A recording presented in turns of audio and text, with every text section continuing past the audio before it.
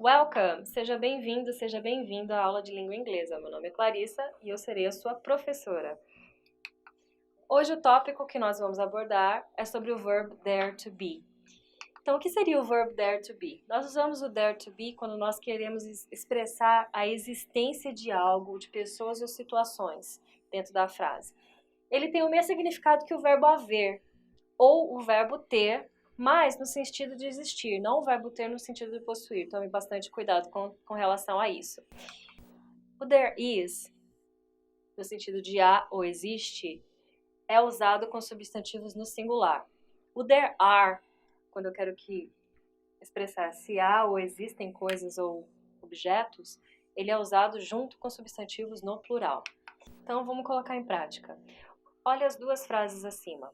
There, a TV in my house. O substantivo que precede o there, ele é no singular. There, students in the school. Students é um substantivo no plural. Então, no primeiro caso, nós vamos usar there is, junto com o substantivo no singular. E no segundo caso, como temos o substantivo no plural, usaremos o there are. Vamos olhar as formas do dare to be. Na afirmativa, eu tenho there is a car in the street, ou existe um carro na rua. No caso da afirmativa do there is, eu consigo fazer a contração do there com a partícula is, com o verbo is. E aí eu tenho a frase there's a car in the street, existe um carro na rua. There is someone waiting for you, há alguém esperando por você. Lembrando, consigo fazer a contração, poderia deixar o verbo there's someone waiting for you. No plural, there are 2 books in my bag. Há 2 livros na minha bolsa.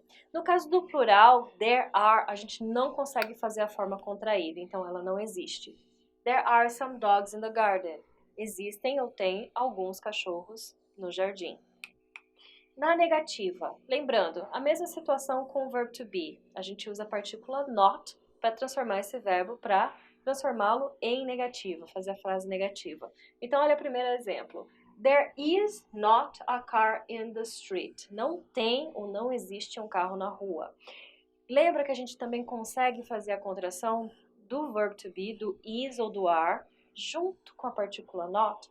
Então, a gente tem a contração, a abreviação. There isn't a car in the street. Olha a segunda frase.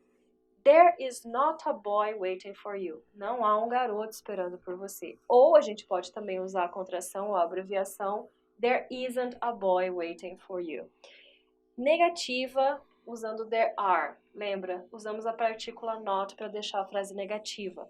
There are not 2 books in my bag. Ou seja, não existem, não há, não tem 2 livros na minha bolsa.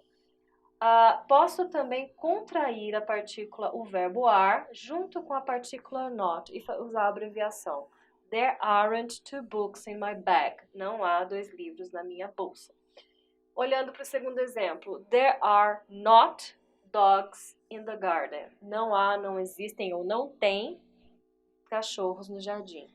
Ou, usando a contração ou a abreviação, There aren't dogs in my garden.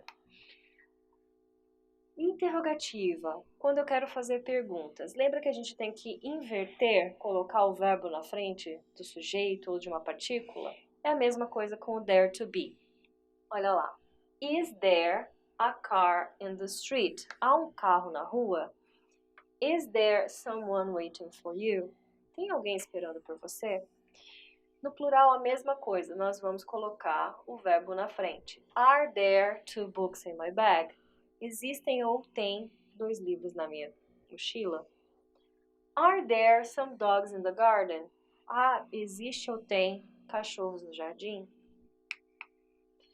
Então, só para lembrar, conseguimos também fazer as abreviações do there com a partícula is, com o verbo is ou com o are.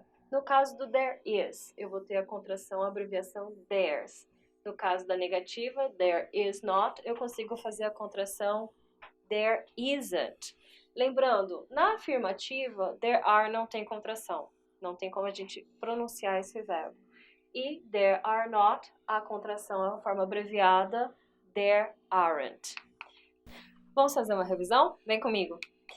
Então, relembrando, o there to be ele é usado quando eu quero expressar que existe, há ou tem algo ou alguma coisa, correto?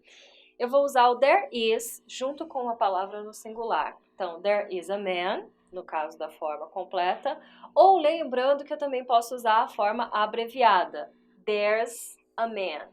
Negativa. Para fazer um verbo negativo, eu uso a partícula not. Então, eu vou usar o not ao fim do verbo. There is not a man. Ou lembrando que eu também posso abreviar o is com o not, dando o isn't. There isn't a man. Não existe um homem.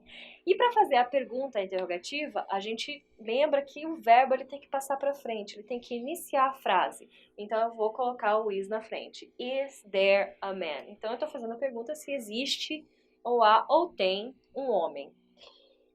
There are. Eu vou usar o there are junto com palavras no plural, substantivos no plural. Então, olha o exemplo. There are two men. Existem, tem ou há dois homens.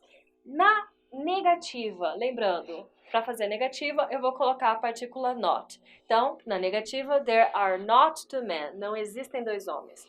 Posso usar também a abreviação? Posso usar a abreviação. Vou abreviar o are com not, dando origem ao aren't. There aren't two men. Não existem dois homens, não há dois homens. Lembrando que para interrogativa, mesma coisa, vou passar o are para frente e aí eu consigo fazer a minha interrogativa, a minha pergunta. Are there two men?